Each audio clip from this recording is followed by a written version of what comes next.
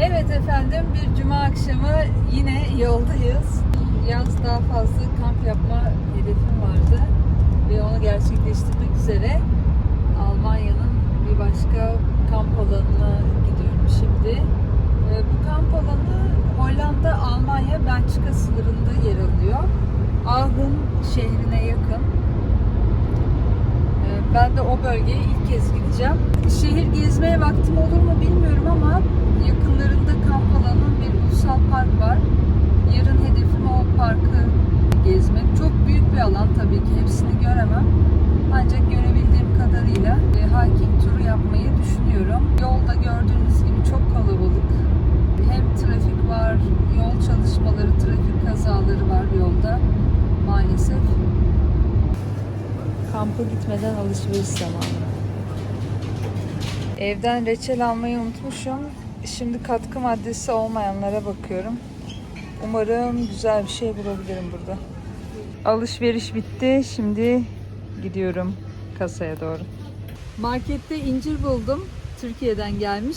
Yola çıkmadan enerji versin diye aldım. Trafik inanılmaz yoğun. Yola çıkalı 1 saat oldu. Hala 1,5 saat yol gösteriyor. İş çıkışı saati, yani hepimiz işten çıktık şu an. Herkes bir yerlere gitmeye çalışıyor. Almanya'da da hani otobanlarla ilgili hep bir şey deniyor ya, hız sınırı yok falan filan. Tamam, bazı otobanlar öyle ama genel olarak otobanlarda sürekli bir çalışma var. Dolayısıyla trafik genelde tıkalı. Yani bir yere gideceğiniz zaman en az yarım saat, 1 saat eklemeniz gerekiyor.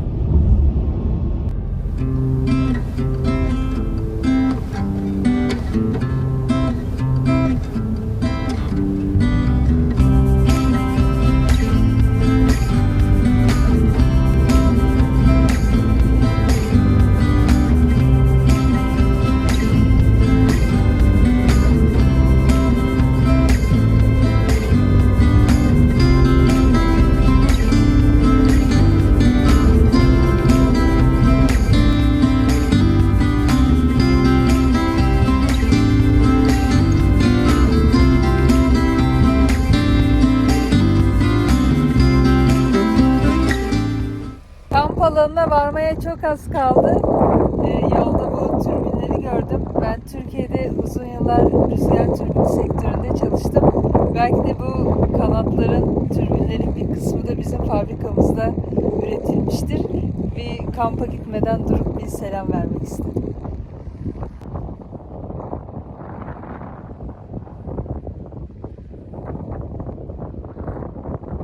Kamp yeri tam karşımda duruyor şimdi. Bir sürü kağıt verdiler. Şimdi çadırın oraya gidelim. Bir orada anlatayım bunları. Önden giden bisikletli bize yer gösterecek. Kendisi resepsiyondaydı az önce. Kamp alanı büyük. Burada da bisiklet kullanıyorlar.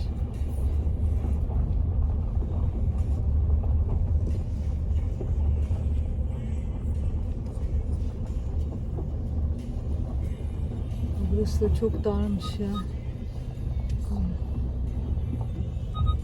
Hadi bakalım.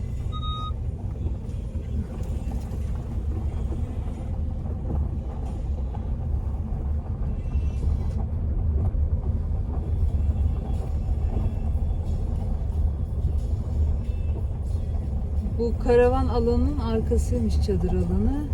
Bizi o tarafa doğru götürüyor. Burada yine uzun dönemli kalan insanlar varmış. Ortada da kimseler görünmüyor ama belki onlar da işten çıkıp gelmeye çalışıyorsa biraz vakit alabilir bu akşam gelmeleri. Burada elma ağaçları var ama bugün fırtına çıktığı için hepsi dökülmüş. Şimdi karşıda da karavanda kalan bir çift var. Bize bu bahçe aletini verdi ki böyle elmaları rahatça kenara alabilelim diye. Kimi tabii bütün halinde ama kimi acayip parçalanmış. Elle daha kolay olacak sanki.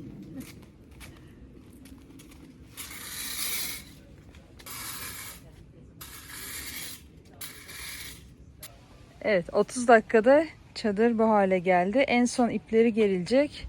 İç çadırı da kurdum. Ya büyük çadır herhalde bundan daha kısa sürede kurmak mümkün olmayacak bir çadır. İç çadır havasız kalmış, kokuyor. Birazcık şuradan havalandıralım.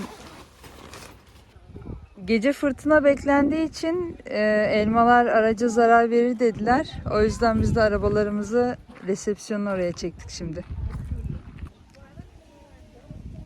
Doğası böyle. Çok güzel. Her yer orman. Tam istediğim gibi bir kamp alanı oldu bugün. Saat 8 oldu. Artık yemeği hazırlamak gerekiyor. Kamp turunu yarına bırakacağım. Resepsiyondan verdikleri kağıtta kampın planı var. Buradan bir nehir geçiyormuş. Şurada bir restoran var. Şurası da resepsiyon. Burası da çadırların kurulduğu kısım. Yine sabah için ekmek sipariş etmek için burada liste var. Onun dışında internete bağlanabiliyormuşuz. Çadır numarası. Bu da restoranın menüsü.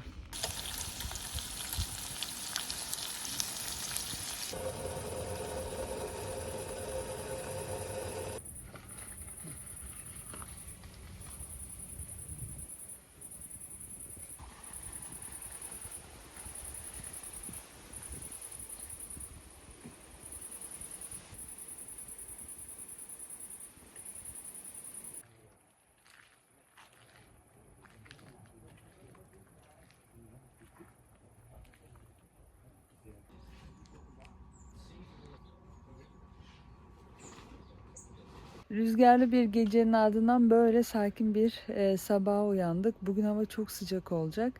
Gece dedikleri kadar büyük bir fırtına çıkmadı ama elmalar düşmüş. Şimdi sabah bir sürü elma vardı çadırın çevresinde ama ben yine iyi uyumuşum. O yüzden duymadım hiç elmaların düştüğünü. Şimdi kahvaltıdan sonra Ulusal Park'a gideceğiz.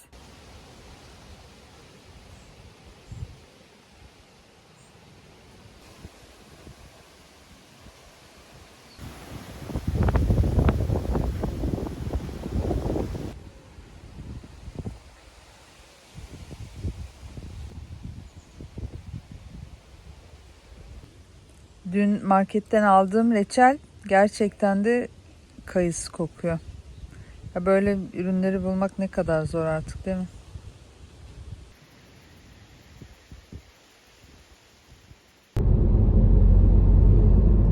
Ulusal Park'a gitmek için yola çıktık.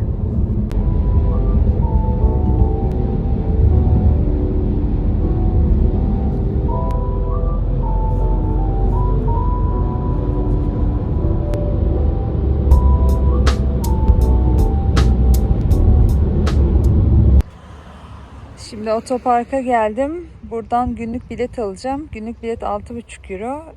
Güzel yanında hem kartla ödenebiliyor veya böyle online uygulamalarla da ödeme yapılabiliyormuş.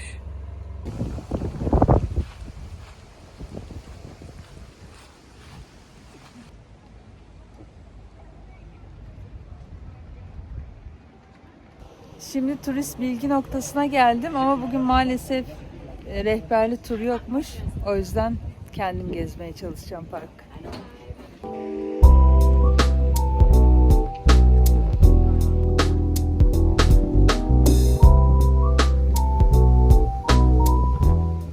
Ulusal Park'ın içerisinde büyük bir göl var. Göl ikiye ayrılmış. Şimdi bu gemi üst tarafa gidiyor. Üst kısmı geziyor. Bir de gölün alt tarafını gezen başka tekneler var. Gün boyu çalışıyor bunlar karşılıklı.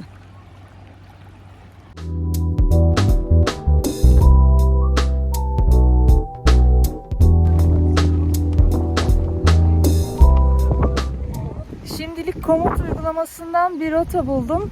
Onu deneyeceğim. Beğenilmiş bir rota. Yaklaşık 1000 kişi tavsiye etmiş. İyi olacağını düşünüyorum. Yola çıktım, bakalım gidiyorum şimdi. Hava çok sıcak ama bugün.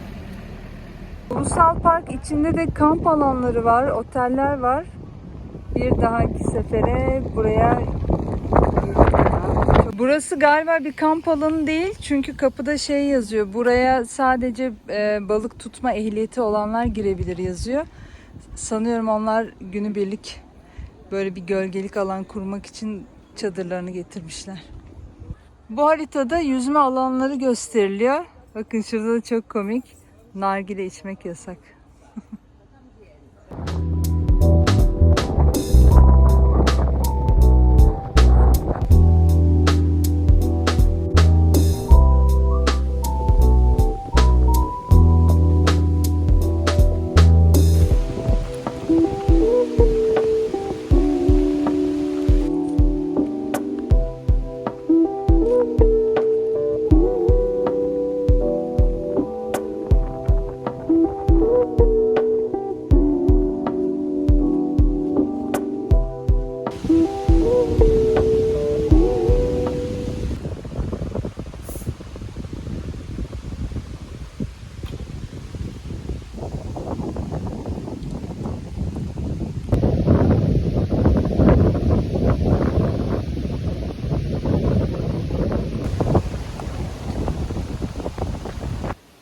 Doğaya her geldiğimde aslında doğaya ne kadar ihtiyacımız olduğunu hissediyorum.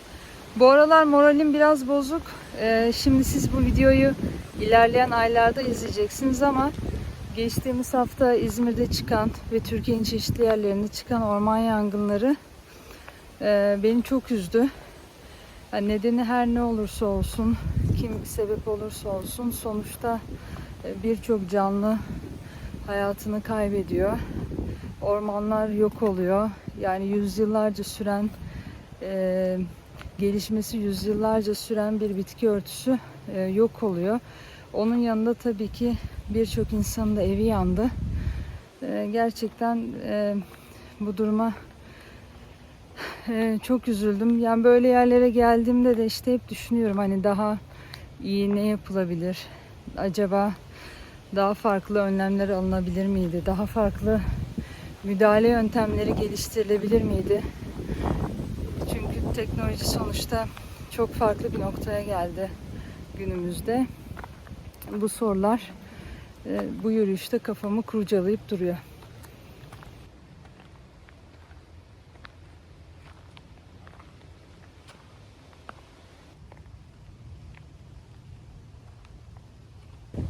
Tepeye doğru tırmanışa geçiyorum. Bir manzara noktası var yukarıda. Hem gölün hem karşı tepelerin göründüğü. Çok yüksek değil ya, yaklaşık 500 metre kadar bir rakım var.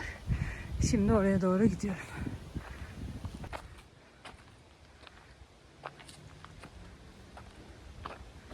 Uzakta küçük bir marina görüyorum şurada.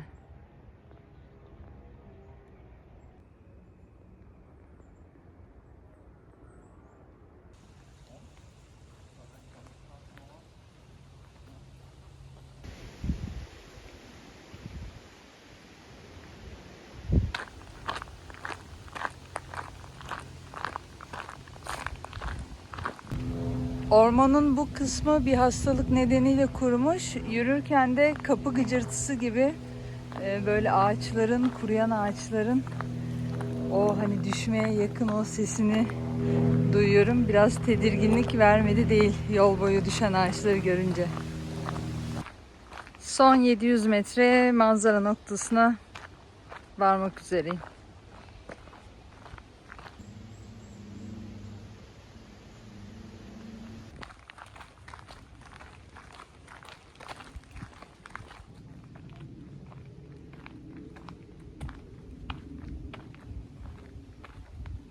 Bugünkü yürüyüşte denk gelmedim ama bu parkta vahşi canlılar yaşıyor.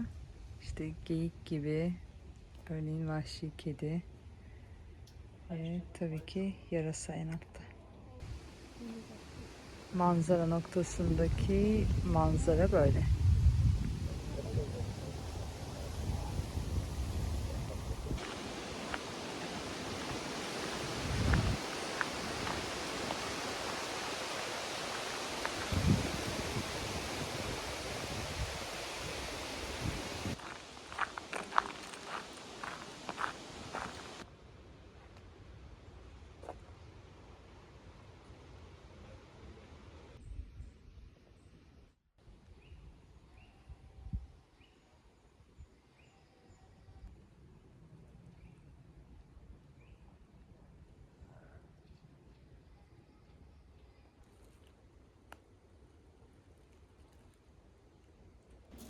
Yaprak şeklindeki bu bankın üstünde biraz kestirdikten sonra yola devam ediyorum.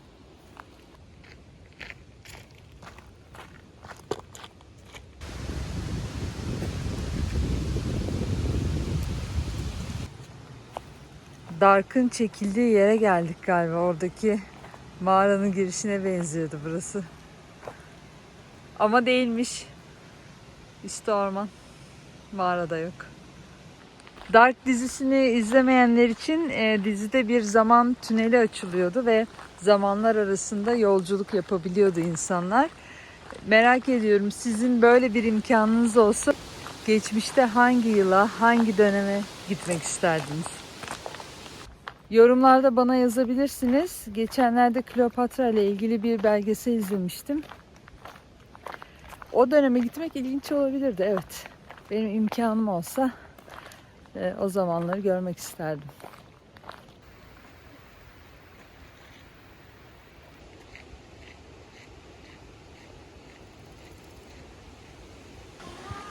Parkın bu bölümü vahşi yol olarak adlandırılmış. Burası aynı zamanda engelsiz bir alan. Gördüğünüz gibi işaretler de burada. Yani şimdi birazcık vahşi hayvan görmeyi ümit ediyorum.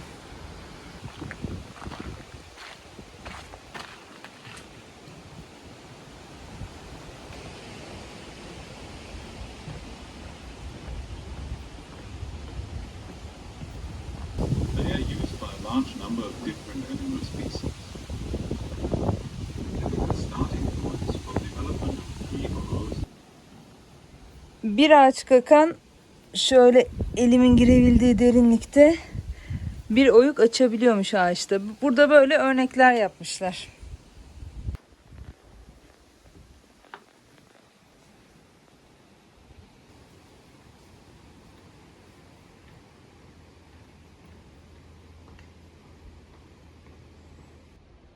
Bu kısımda da böceklerin ağaç üstüne bıraktığı izler sergilenmiş.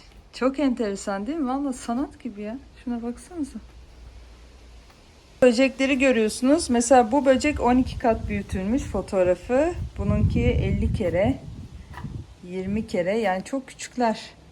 Bu da 30 kere büyütülmüş. Şöyle şekiller yapıyorlar.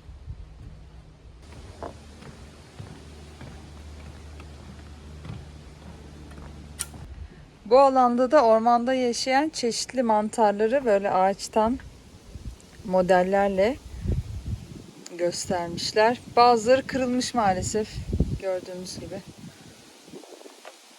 Ama kimisi de ayakta. Şöyle güzel bütün o mantarın damarlarını, o yollarını hepsini göstermişler. Ya, ormanda yürüyüş yaparken mutlaka bazılarına siz de denk gelmişsinizdir. Bazılarını ben hiç görmedim. Mesela böyle bir mantar ya da şöyle bir mantar gördüm, hiç hatırlamıyorum. Burada da gerçek fotoğraflarını görüyorsunuz.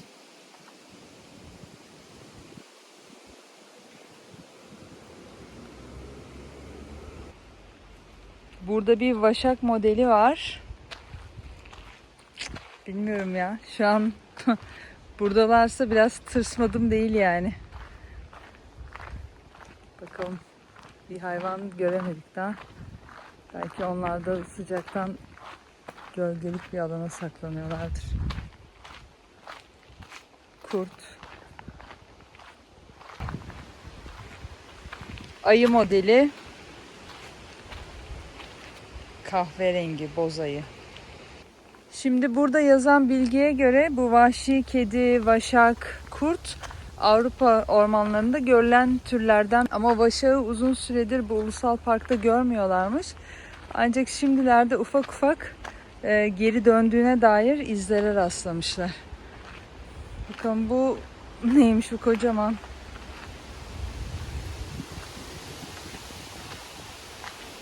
Aha, bizonmuş bu da. Wow. Bu parkta ilginç bir şey var. 2000 tür bitki ve hayvan. Nesli tükenmekte olan bitki ve hayvan bu parkta koruma altındaymış şu an. Burada da kızıl geyikmiş bu sol taraftaki. Bu da Karaca.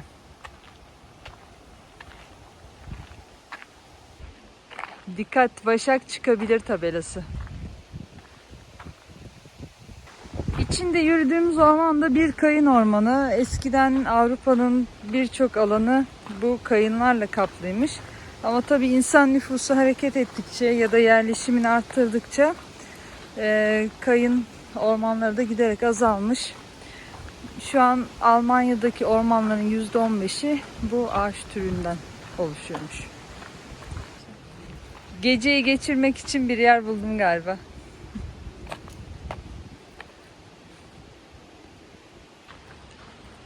Dikkat, domuz çıkabilir. Şimdi aslında Ulusal Park'ta çok güzel bilgiler var da keşke şeyi de söyleseler, yani böyle bir hayvan gördüğümüzde ne yapmamız gerekiyor. Şu an çok az insan görüyorsunuz ama aslında çok fazla kişi yürüyor. Yolda sadece böyle aralık var aramızda, belli bir mesafeyle yürüyoruz. İlginç değil mi? Yani bunu bilmek iyi olurdu hepimiz için de.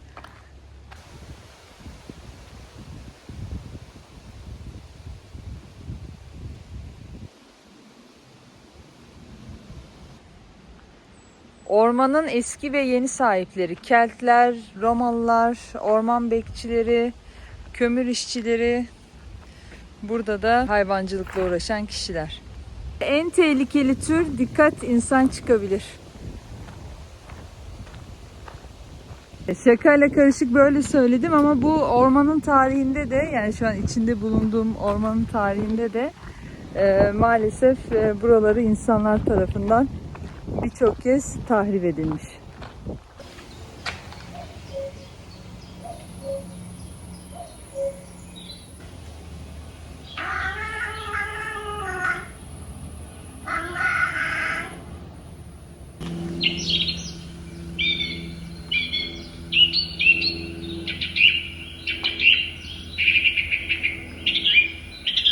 Şimdi buradaki panoda çeşitli hayvanları görüyorsunuz ve burada da tüm yıl boyunca onların seslerini dinleyebiliyoruz. Baharla başlıyor, yaz, sonbahar ve kış.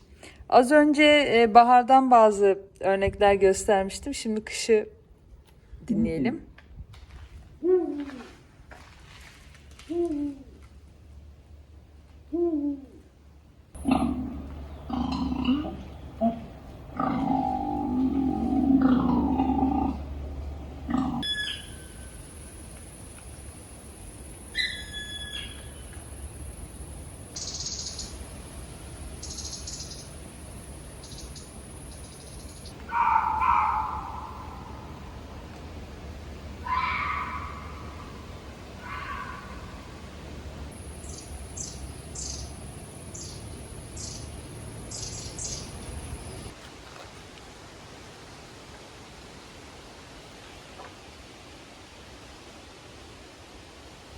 Ormanın içine böyle düşünmelik bazı ünlü kişilerin sözlerini yazmışlar. Mesela ilki Bismarck diyor ki doğayı sevmeyen biri bir hayal kırıklığıdır, ona güvenmem. Altında da demişler ki sen ne düşünüyorsun? Siz ne düşünüyorsunuz?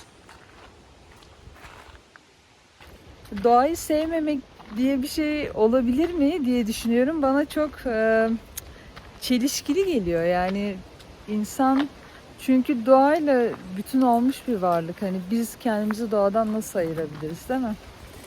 Ama maalesef bugün geldiğimiz durumda bu modernleşmeyle birlikte, artık modern yaşamla birlikte işte hep bir ayrım var, yani işte şehirde misin, doğada mısın gibi. Bunu da çok sevmiyorum. Ben açıkçası doğada olmayı çok arayan biriyim. Yani buradaki bu temiz hava, bu özgürlük duygusunu şehirler vermiyor.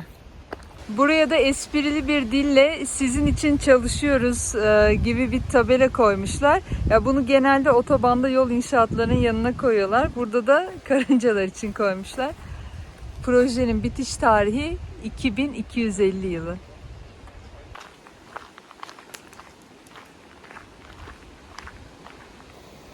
Bu kısım ormanın ağaç düşme riski en yüksek olan bölgesiymiş.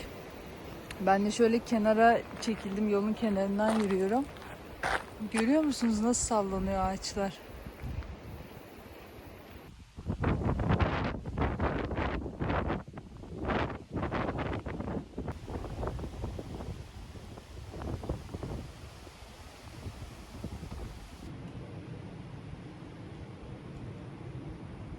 Dönüş rotası tepenin diğer yamacından.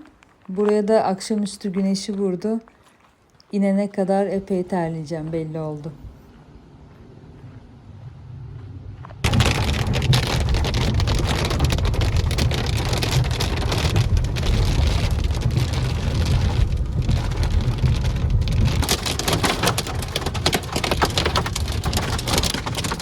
Bu kadar sıcak bir günün üstüne böyle korkunç bir yağmurla karşılaştık. Şu an dolu yağıyor. Ya umarım çadıra bir şey olmamış. Maalesef sandalyeler falan hep dışarıdaydı. Her şey ıslandı yani. Çok kötü oldu.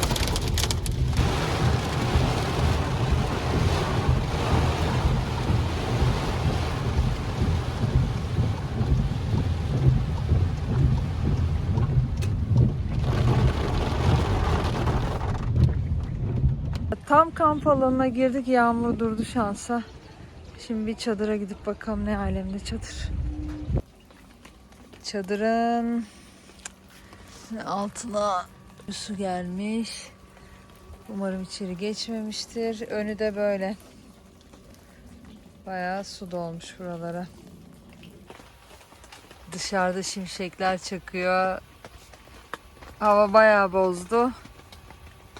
Bu akşam artık çadırdayız. Şimdi makarna için su kaynatıyorum.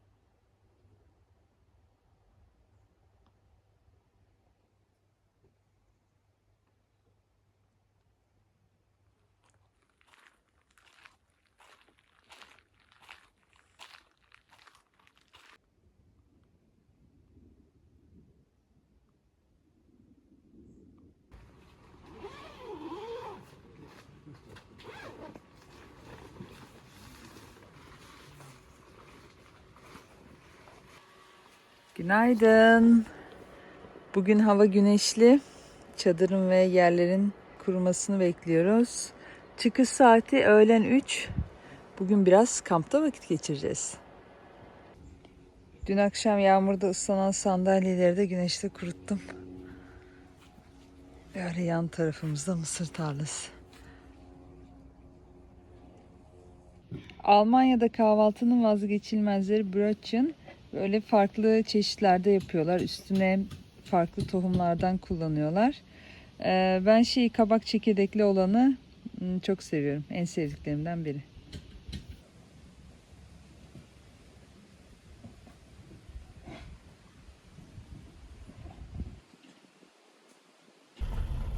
Kampta saat 1 ile 3 arası sessizlik saati olduğu için ben de şu an aracı çadırın yanına getiriyorum. O saatler arasında gürültü yapmak yasak, istenmiyor. Çünkü insanlar belki öğle uykularına uyuyacaklar. Şimdi buna dikkat ederek bir olmadan çadırı toplamış olacağız. Sonra da ben de hala gezemedim kampı, bir kamp turu yapacağız.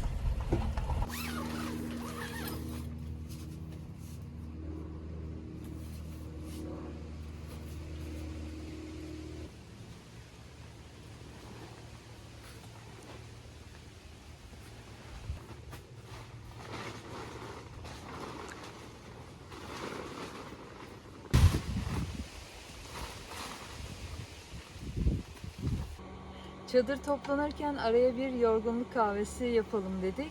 Bütün kaşıkları da kaldırmışız. En son şu çadırın kazığı kalmıştı kullanılmayan. Onunla kahveyi karıştırıyoruz. Artık kampta böyle. Ne bulursak. Bugünün ganimeti, çadırı toplarken şöyle minik oyuncak bir araba buldum. Burada çocuklar var, gitmeden şimdi onlara veririm. Çok fazla da elma var ağaçlarda. Sirke yapacak olsaydım alırdım ama şimdi bu aralar pek uğraşamayacağım. Şöyle göstereyim bu taraftakileri de.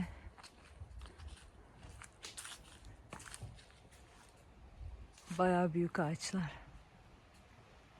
Bu bisikletleri de kampta gezmek için koymuşlar buraya. İşte tuvalete falan gitmek için, yani çok yakında değil tuvalet. Benim boyuma göre bayağı yüksek olduklarından ben kullanamadım. En iyisi yürümek böyle durumlarda.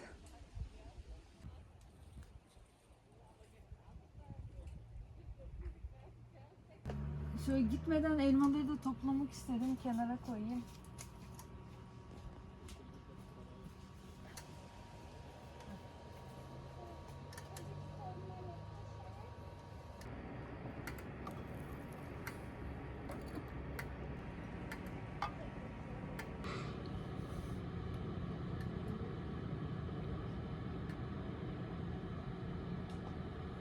Oh, çok sıcak.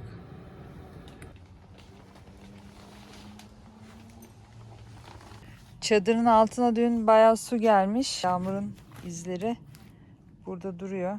Ya bu çadır matsız da kullanılır ama ben genelde altı temiz kalsın diye altına ek bir mat atıyorum. İşte onda böyle ek bir temizlik derdi oluyor.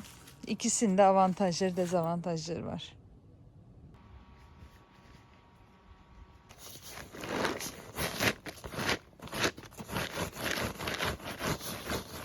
Kamp turumuz başlasın. Bakın burada çok ilginç bir çadır var. Yani bu böyle bir römorkun arkasına konmuş gibi. Kamplarda çok farklı modellere rastladım şimdiye kadar.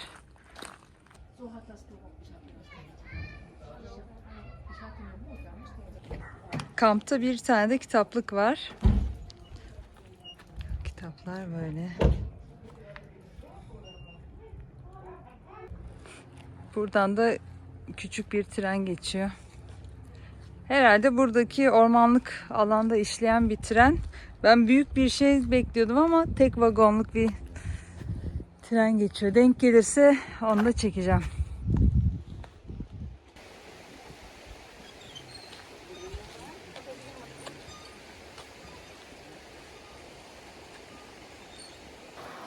Nehir kenarı çok güzelmiş.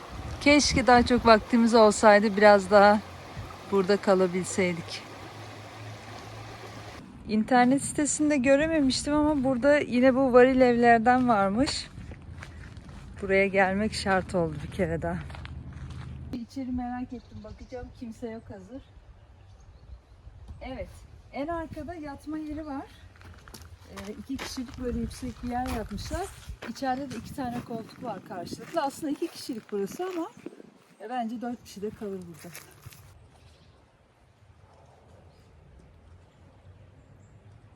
Burası da ortak kullanım alanı. Burada mangal var, buzdolapları var. Yani varilde kalanlar burada gelip oturabilir. Burada da restoran var. Kafe, restoran. Bu alan hava taksileri için ayrılmış. Demek ki buraya arada helikopterler de geliyor. Bu kamp alanı 365 gün açık olan nadir kamp yerlerinden biri. Almanya'daki. Ya kışında Noel zamanı gelip insanlar buralarda kalıyor. Buraya şöyle bir yazı koymuşlar. Hayat bir ara demek için çok kısa.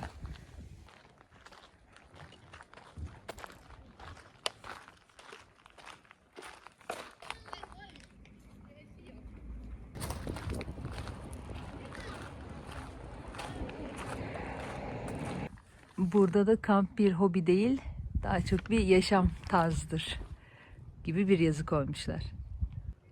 Bu karavana da gittikleri kamp yerlerinin stikerlerini yapıştırmışlar. Çok iyi fikir.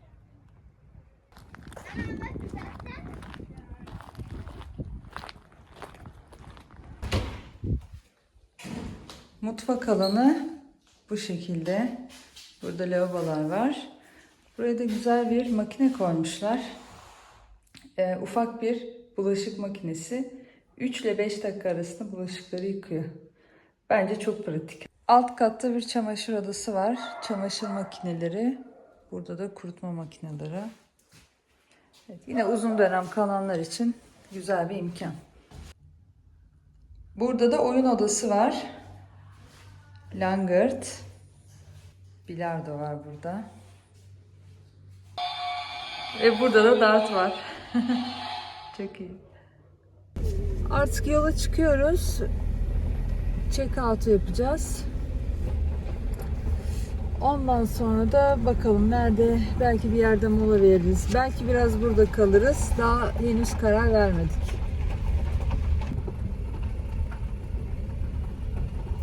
Arımaya yolu. Buradaki yolun adını Arımaya koymuşlar.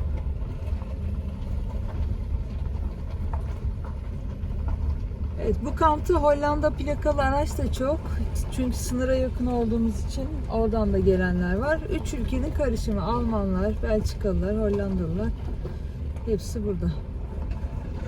Check-out için beklerken şöyle bir kitapçık vardı, aldım. Bu bölge Eiffel Ulusal Parkı. Dün biz şuralarda bir yerdeydik. Pardon, şurada. Büyük bir alan. 120 sayfalık kitapçık yapmışlar. Parkı tanıtmak için. Herhalde burayı gezmek aylar sürer.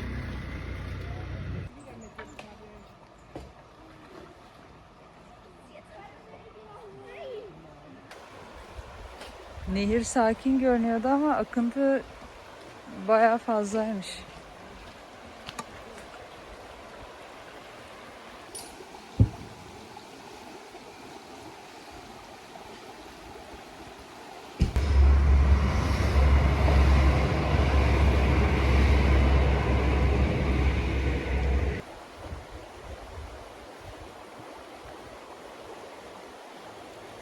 Su kenarında biraz dinlendikten sonra şimdi yukarıdaki kaleye çıkıyoruz.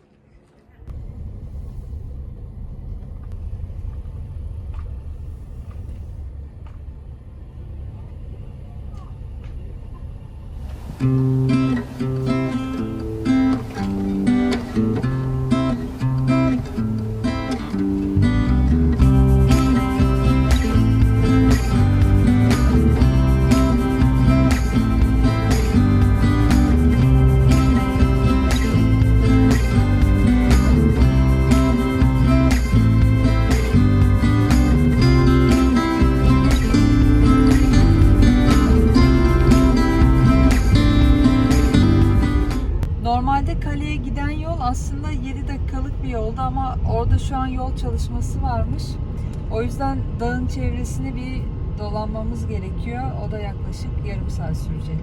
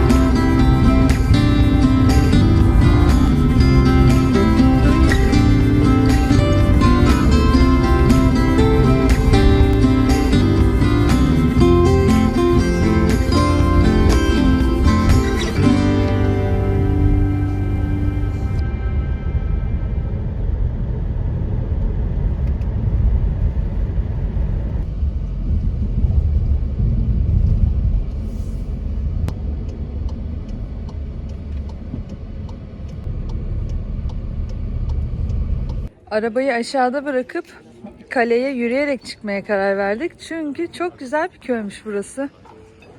Karşımdaki bina belediye binası. Çok tatlı mini mini bir yer. Kalabalık biraz çekilmiş olsa da restoran ve kafelerde hala insanlar oturuyor.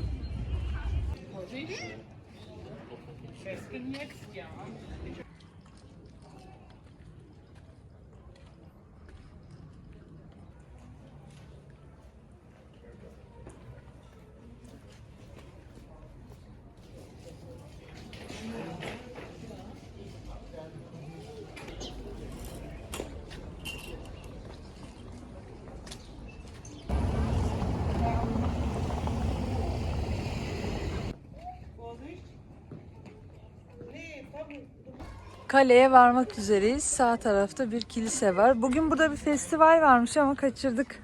Toplanmışlar. Belki bir dahaki sefere denk geliriz. Kalenin yukarıdan görünümü. Bu kale 12. yüzyılda inşa edilmiş. Kalenin içinde restoran da var. Ama kapanmak üzere hepsi.